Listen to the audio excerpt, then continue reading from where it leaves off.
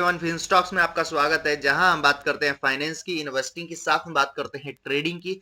अगर आपको stock market के साथ अपडेट रहना है तो मेरे चैनल को सब्सक्राइब करें, साथ में बेल आइकन दबाना ना भूलें ताकि कोई भी फाइनेंस से लेटेस्ट रिलेटेड वीडियो मिस ना हो। तो चलिए, आज हम लोग बात करने वाले हैं टाटा मोटर्स के बारे में। आप सबको पता होगा कि आज बजट का डे है, तो बजट भी पेश होने वाला है। बजट का क्या इंपैक्ट हो सकता है, इस सेगमेंट में सब कुछ डील करेंगे। तो चलिए सीधे आपको पहले स्टॉक की ब्रीफिंग बताएंगे। देखिए, बजट से इस स्टॉक को काफी उम्मीदें हैं मेरी तरफ से, मान के चलिए, और पूरे मार्केट को इस बजट से इस स्टॉक के रिगार्डिंग उम्मीदें हैं। क्यों?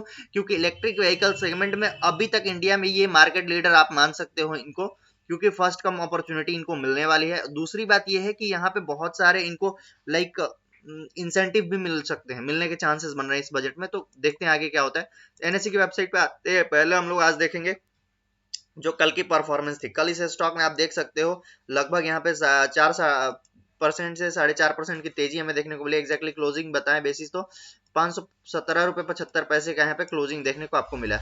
अगर देखें यहाँ पे तो आज का ऑर्डर है, यानी सेल ऑर्डर लगा हुआ है, सेल क्वांटिटी लगी हुई है। लेकिन एक चीज यहाँ पे बहुत ही दमदार हुई है, और वो चीज आप देख सकते हो, ये 52 वीक एकदम कमजोर, मतलब एकदम पास में जाके खड़ा 536 के पास में। ठीक है, तो क्या राकेश झुनझुनवाला का 800 का टारगेट पूरा होने वाला है, वो भी हम लोग देखेंगे।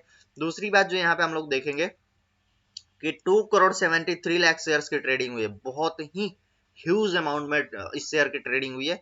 डिलीवरी का थोड़ा सा क्वांटिटी आप पुअर बोल सकते हो, 76,23,000, जो कि 28% के आसपास आता है। तो डिलीवरी क्वांटिटी थोड़ा सा वीक हम मान रहे हैं, वीक साइड में। लेकिन जो वॉल्यूम हुआ है ना, वो काफी तगड़े लेवल से हुआ है, यानी कि ग्रीनरी के साथ जो वॉल्यूम हुआ है, यहाँ पे पोजीशन बहुत तगड़ी बनी हुई है। ठीक है, अब हम आ जाते हैं अगले यहाँ पे न्यूज पे। अब न्यूज यहाँ पे आ रहा है क्या, Tata Motors to launch new exciting mass product soon ramp up production. The company reported 50% jump to the total passenger vehicle sales।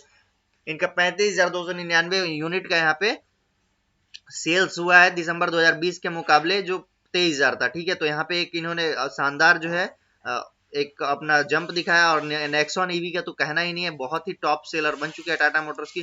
तो Tata Motors is all set ramp up production. अब प्रोडक्शन पे इनका ज्यादा ध्यान होने वाला। प्रोडक्शन बढ़ाएंगे तो लाइक नंबर ऑफ यूनिट्स बढ़ेंगे। नंबर ऑफ यूनिट्स अगर बढ़ते हैं तो आपको पता है वहां से क्या बढ़ने वाला है। नंबर ऑफ यूनिट्स बढ़ेंगे तो नंबर ऑफ सेल्स बढ़ेंगे, नंबर ऑफ सेल्स बढ़ेंगे तो रेवेन्यू बढ़ेगा तो अल्टीमेटली इनका जो लॉस है वो कम होगा। ठीक है, अब हम आ जाते हैं अगले न्यूज पे। Witnessing gradual recovery in CV segment demand says Tata Motors. यानी कि इनका जो कॉमर्शियल व्हीकल का जो सेगमेंट था, वो जो स्लो डाउन हो गया था, वहां पे अब एक रिकवरी आ रही है सेल्स में। ठीक है, आप मान के चल सकते हो। अगर आप पढ़ोगे यहाँ पे पूरा, the central accelerated infra push along with healthy demand from e commerce sector has led to a gradual recovery. यानी जो सेंटर यानी जो गवर्नमेंट, सेंट्रल गवर्नमेंट का जो यहाँ पे एक्सेलरेशन है, किसके तरफ, इंफ्रा के तरफ, लाइक ई कॉमर्स के डिमांड के तरफ। तो उसकी वजह से इनका जो जो कॉमर्शियल व्हीकल है, क्योंकि आपको पता है कि जो गुड्स एंड कैरियर्स होंगे, उसको कोई भी हो, होम डिलीवरी सिस्टम हो, सबके लिए एक चेन होता है, जो कि आप मान के चल सकते हो। तो उस चेन मैनेजमेंट सिस्टम के लिए इनको जो है, इनकी कमर्शियल व्हीकल की डिमांड जो है वो बढ़ सकती है। ठीक है, अब हम आते हैं अगला न्यूज बहुत ही दर्दनाक है, और आपको पता है इस न्यूज ने क्या किया था। एक दिन में 15% स्टॉक टूटा था। अगर नहीं पता है आप लोगों को, अगर आप लोग सिर्फ इसके अच्छे साइड को देखे हो, तो वो साइड भी दिखाना चाहूंगा। ये वाली कैंडल अगर कोई नहीं भूला होगा तो उसके लिए बहुत अच्छी बात है। अगर भूल गए हो तो फिर अब मैं क्या ही कह सकता हूँ। ये स्टॉक्स देख रहे हो, एक दिन में ऊपर से, यहां से स्टॉक ओपन हुआ था, गैप अप ओपनिंग हुई थी, ऊपर गया था और सीधे टूट गया था। लगभग 15% की कैंडल मान सकते हो। और अगर एग्जैक्टली बेसिस पे बात करें तो 350 से लेके 400 वाला स्टॉक आपको 200 से के आसपास भी मिल रहा था, उससे भी कम पे मिल रहा था। तो बहुत ही शानदार यहाँ पे, मतलब इस न्यूज की वजह से गिरावट आई थी। Chip shortage impact Tata Motors post ₹1451 crore loss, consolidated net loss, chip shortage की वजह से। और चिप शॉर्टेज अभी भी कंटिन्यू है। ठीक है, अभी ये मत समझिए कि चिप शॉर्टेज खत्म हो गई है।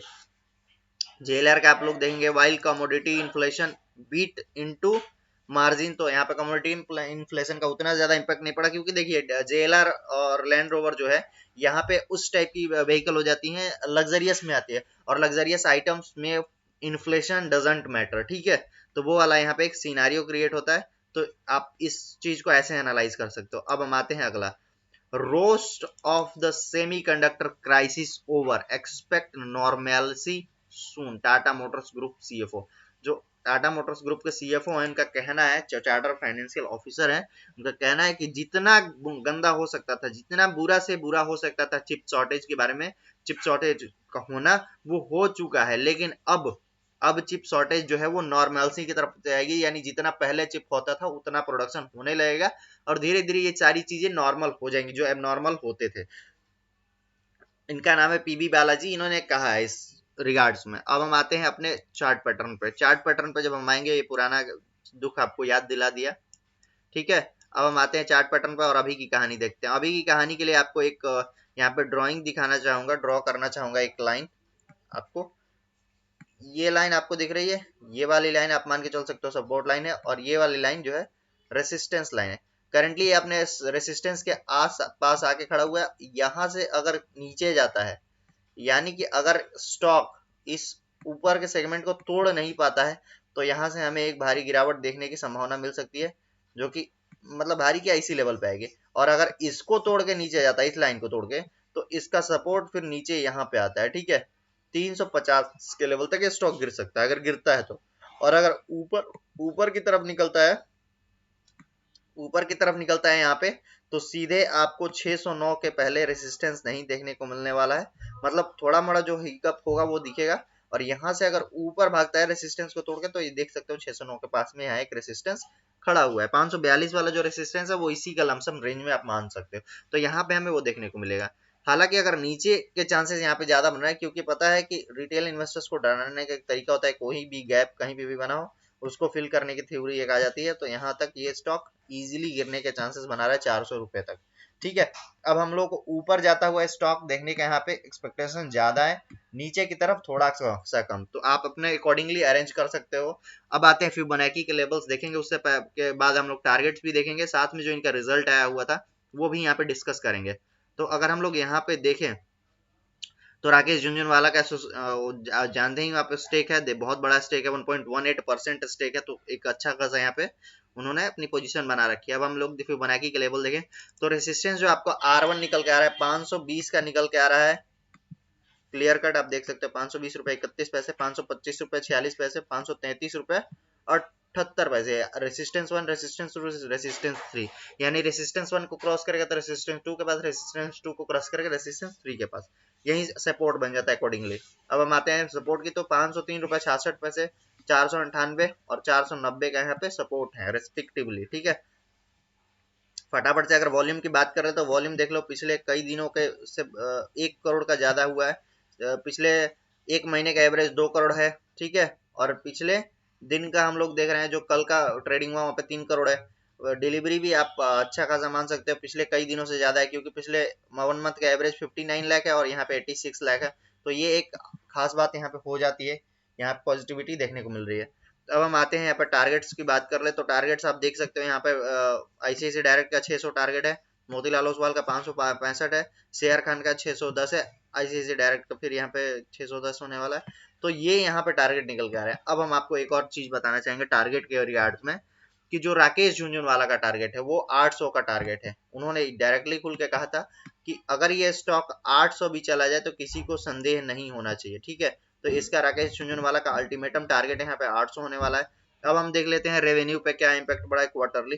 तो रेवेन्यू आप देख सकते हो, जो रेवेन्यू यहाँ पे 61,378 करोड़ का था, वो सीधे यहाँ पे 72,229 करोड़ का हो गया है। काफी अच्छा यहाँ पे हमें रेवेन्यू बढ़ता हुआ दिखा है। नेट प्रॉफिट की बात करें तो नेट प्रॉफिट तो नहीं हुआ है, लेकिन जो यहाँ पे 44,4676 करोड़ का लॉस था, वो सिर्फ 1338 करोड़ का हुआ है। यानी आप देख सकते हो कितना अच्छा प्रॉफिटेबिलिटी में जंप आप मान के चल सकते हो। लगभग यहाँ पे 2000 करोड़ का हमें प्रॉफिटेबिलिटी एक तरह से इंक्रीज होते हुए दिखा।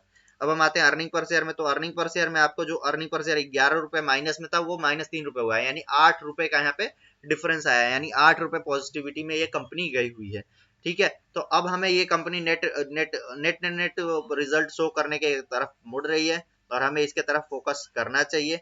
आज के लिए इतना ही, मिलेंगे फिर किसी नए वीडियो में, तब तक बाय बाय, टेक केयर, सब कर आप अपना ख्याल रखें, अपना ख्याल रखें।